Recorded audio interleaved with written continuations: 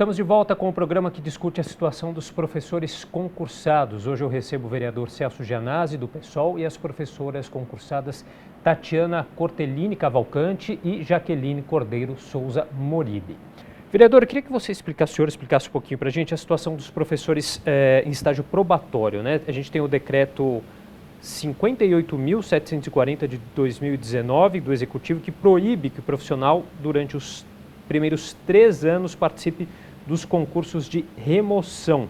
Queria que o senhor explicasse um pouquinho para a gente essa situação. Esse é mais um grande equívoco aqui do prefeito Bruno Covas, né, que assim, pune frontalmente a educação aqui no município de São Paulo, porque as pessoas, os professores que passaram, principalmente no último concurso, elas foram deslocadas. Tem professoras e professores que são, por exemplo, da Zona Leste, que estão hoje no Grajaú, em Parelheiros. Elas demoram em torno de 3 horas de transporte para chegar até a escola. E quando chega na escola, já está cansada, vai enfrentar um dia, né, de aulas lá com as crianças, tem a parte pedagógica, e volta com mais 3 horas para voltar para casa. Então, ela, assim, é estafante, essa condição não pode ser suportada pela professora, professor, ele adoece. E aí a gente começa a falta de aula. Então, o prefeito Bruno Covas foi insensível ao publicar esse decreto, porque ele pune os professores. Então, e por que acontece isso? Porque o quadro não está completo, né?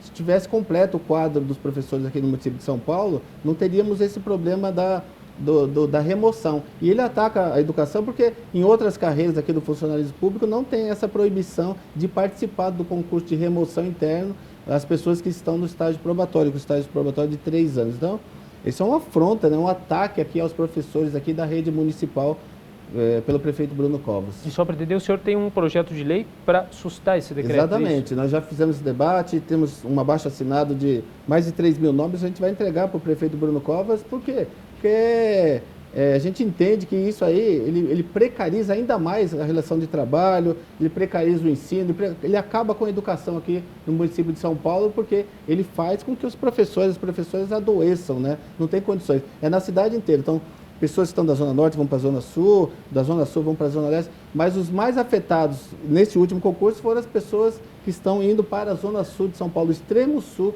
da cidade de São Paulo, e a gente sabe dos problemas de locomoção de transporte aqui no município de São Paulo, porque é muito difícil essa locomoção. Então, não é razoável isso. A pessoa deve trabalhar perto de onde ela mora, de onde ela reside, porque ela tem até um desenvolvimento melhor, uma habilidade maior com o seu dia a dia na escola, ela possa produzir melhor, ela possa estar bem, né, no relacionamento com os alunos. Então, isso afeta frontalmente a educação. Professora Tatiana, Jaqueline, queria ouvir a opinião de vocês também em relação a essa questão. Então, como o Celso falou, comprovando mais uma vez essa insensibilidade, né, essa falta de valorização, né, com o professor, colocando ele, além de todo o estresse que ele vai passar na escola, ele ainda vai demorar mais 2, 3 horas. Isso chega a ser desumano, né, com um professor. Eu acho que não teria motivo. Então, estou na rede há muito tempo, isso nunca aconteceu. É a primeira vez. E, assim, se você vai justificar, não, mas é porque falta muito professor na Zona Sul, a gente tem um déficit muito grande na Zona Sul, e desse jeito os professores vão ficar pelo menos 3 anos lá, a gente acaba com déficit. Só que, assim, o déficit não está na Zona Sul, nem na Zona Norte, nos extremos. O déficit está na falta do profissional. Se o profissional existisse, não ia ter déficit. Então, assim, você não pode punir uma pessoa que procura o concurso público, sim, pela sua estabilidade, e aí se esforçou, estudou, e aí ele é proibido de chegar mais perto da sua casa. Então, acho que é inumano, né? Você não tem um olhar para aquele professor desempenhe bem a sua função. Porque realmente, como o Celso falou, o transporte, toda essa parte é muito cansativa. Ainda você enfrenta a sala de aula e depois ainda volta. E você fica longe da sua família há muito tempo, né? Então, a gente pensa que quantos são arrimos de família? E você fica longe dos seus filhos, fica longe do esposo, da esposa. Então, assim, tem que pensar neles. E nunca aconteceu. Então, por que tem que acontecer agora? Então, vamos chamar esses professores, vamos suprir o déficit e vamos acabar com isso, que o professor possa tentar trabalhar. Porque, assim, você entra num concurso, você tenta ir para perto da sua casa, não é garantido. Você só vai se a vaga existir. Se a vaga existe, você consegue a remoção, senão você continua onde você está. Então, assim, que seja chamado e que essa dança aí das cadeiras que a gente brinca, né, que é uma dança de cadeiras, aconteça na sua normalidade, como sempre aconteceu. A gente tem um dado muito significante. Eu estou como membro da comissão aqui de saúde da Câmara Municipal. A gente tem trabalhado, tem feito várias diligências ali no Hospital do Servidor Público Municipal. E assim, tem dados reais, concretos, de que o número de professoras e professores procurando o hospital tem aumentado significativamente nos últimos anos, né? Uma por conta de que os professores, a baixa política salarial aqui do município de São Paulo faz com que os professores ganhem um salário não condizente, não consigam pagar seus planos de saúde e eles se socorram ao Hospital do Servidor Público Municipal. E esse número tem aumentado muito por conta desse adoecimento das professoras, dos professores e também, eu falo aqui também do quadro de apoio, né, também da educação, os profissionais da educação, né, a gente fala de professor e professora, mas também do quadro de apoio, os ATS. Tem ATS dando aula, né, por conta de falta de professores adoecidos, tem que dar aula também. Então, esse conjunto dos servidores, dos quadros de servidores da educação, dos profissionais da educação, se socorrendo do Hospital de Servidor Público, eles estão adoecendo por conta dessa política equivocada aqui do prefeito Bruno Covas na área da educação. Eu queria voltar a falar um pouquinho desses casos dos concursos que acabam aí caducando, né, que são realizados, mas que o poder público acaba não chamando o número total de aprovados. Qual que é a situação atual aqui no nosso município, né? O concurso para Infantil e Fundamental 1, realizado em 2014, caducou em 2016. Do total de aprovados, aí 24.869, foram chamados apenas 13.391. No caso do concurso para educação infantil, realizado em 2016, que deve caducar no ano que vem, dos mais de 32 mil aprovados, foram chamados até agora apenas 4.921. O concurso público ele tem o prazo de validade, né? A Constituição Federal que fala que o concurso público ele tem um prazo de validade e pode ser prorrogado por um igual período. Então, nesses casos, a Prefeitura tem feito a prorrogação, né? No caso específico, acho que do ensino infantil, acho que tem uma promessa de mais algumas vagas, né?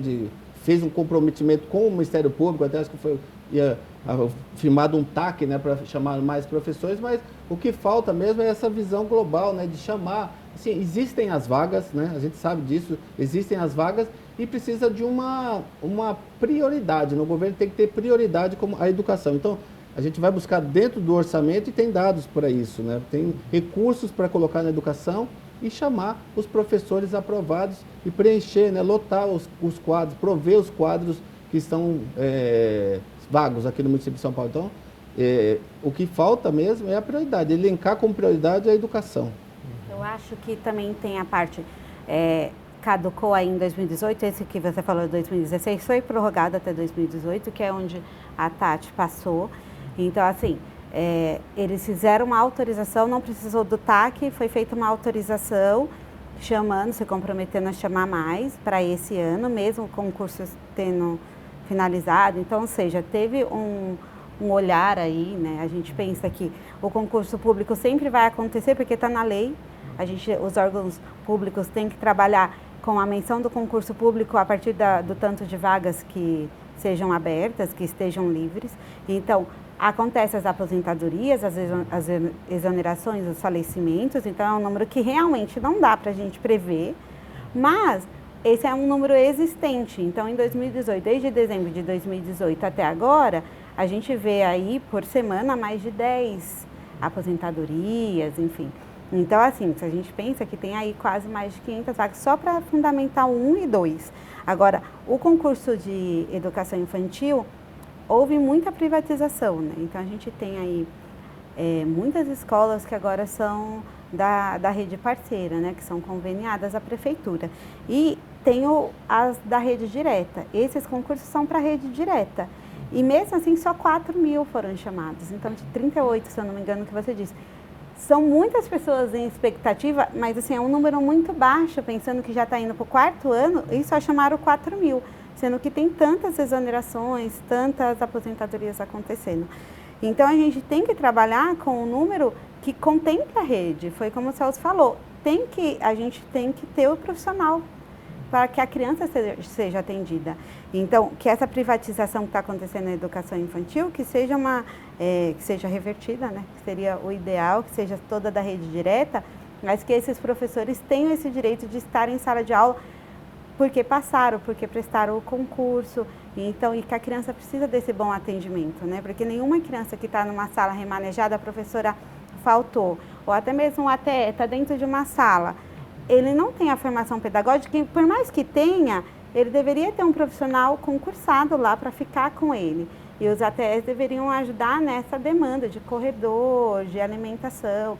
Então, a gente precisa dos profissionais na escola mesmo, né, para que a criança seja bem atendida. E a gente sabe da falta de professor mesmo, porque todo início de ano acontece a contratação, né? A prefeitura abre contratação de 1 ano para professores de educação infantil, Fundamental 1 e Fundamental 2. E esse ano a gente teve um número bem considerável de professores contratados. Então, quer dizer, mais uma coisa comprovando que existe realmente essa falta de professores na rede. É importante dizer que a sociedade precisa saber que enquanto tiver um concurso com prazo de validade, a administração não pode contratar professores por mesmo cargo. Então, é preciso ter esse olhar atento, né? O Ministério Público está de olho nessa situação, não permitindo que a prefeitura contrate enquanto tiver concurso com prazo de validade vigente. Tá certo. Bom, a gente vai fazer mais um rápido intervalo e daqui a pouco a gente volta. Até já.